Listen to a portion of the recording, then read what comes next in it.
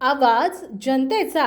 रिसोड तालुक्यातील कृषी उत्पन्न बाजार समितीमध्ये सातत्यानं गैरकारभार आणि भ्रष्टाचाराच्या तक्रारीनं चर्चेत असणाऱ्या रिसोड कृषी उत्पन्न बाजार समितीमध्ये ऑक्टोबर 2024 मधील महाराष्ट्र राज्याच्या निवडणुकीची आदर्श आचारसंहिता असताना बनावट कागदपत्रे तयार करून नियमबाह्य पद्धतीनं आपल्या मर्जीतील सहकाऱ्यांना मोठी आर्थिक देवाणघेवाण करून अत्यंत घाईघाईत करारनामे करून देण्याचं काम केलं गेलं।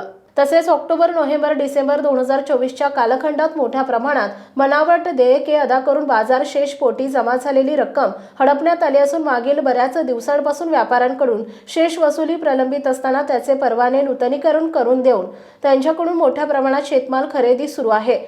अशा थकीतदार व्यापाऱ्यांकडून शेतकऱ्यांची आर्थिक फसवणूक होऊ शकते, त्यामुळे अशा व्यापाऱ्यांवर कायदेशीर कारवाई करून थकीत शेषची रक्कम वसूल करण्यात यावी। तसेच शासनाकडून सोयाबीन पिकाला 4,892 रुपये प्रति क्विंटल प्रमाणे हमीभाव असताना बाजार समितीमध्ये मात्र व्यापाऱ्यांकडून 4,000 रुपये पर्यंतच सोयाबीन खरेदी सर्रास होत असताना बाजार समिती प्रशासन, सभापती आणि व्यवस्थापकीय मंडळ व्यापाऱ्यांना अभय देण्याचं काम करत आहे। बाजार समितीच्या स्थापनेच्या शेतकरी हिताच्या मुख्य उद्देशाला हरताळ फासली जाते।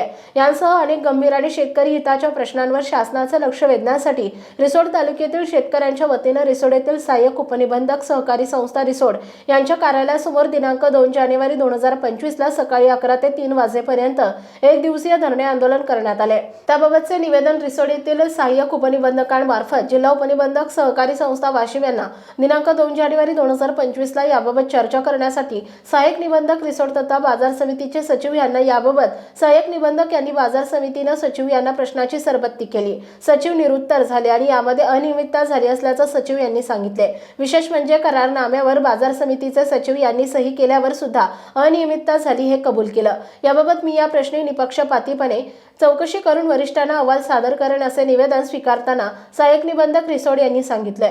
सदर निवेदनावर संचालक संतोष साणप, माजी सभापती संजय शिंदे, माजी उपसभापती राजाराम आरू, संचालक भगवान गाडे, माजी संचालक घनश्याम मापारी, माजी उपसभापती विठ्ठलराव वारू, विश्वनाथ साणप, माजी संचालक डॉक्टर चंद्रशेखर देशमुख, माजी संचालक डॉक्टर रामेश्वर नरवाडे, सुभाषराव केदारे, किसनराव कळासरे, विश्वनाथ पाठाडे, विकास जाधव, वामन मोरे, अल्ताफ घनकर, डॉक्टर गजानन साणप, प्राध्यापक भागवत मोरे, अशोक नागरे, आनंद कुलाळ, नारायणराव आरू, डॉक्टर रामेश्वर अंजवे, शिवाजी सोनूने, संतोष जाधव, भाऊराव भिसे, गंगाराम सुरशे, गजानन खडसे, संतोष वाघ, संजय शिंदे, विश्वनाथ आरू, प्रकाश चोपडे, मधुकर आडे, सुनील बोडके, हनुमान आरू, नागेश बुधनेर, दिगंबर जाधव, योगेश शिंदे, संजय इरतकर, कैलास पवार, आसाराम घुगे यांच्यासह अनेक शेतकऱ्यांनी या धरणे आंदोलनात सहभागी होऊन इतर राजकीय पक्षांनी सुद्धा सहभाग दर्शवला आहे, पाठिंबा दिलाय।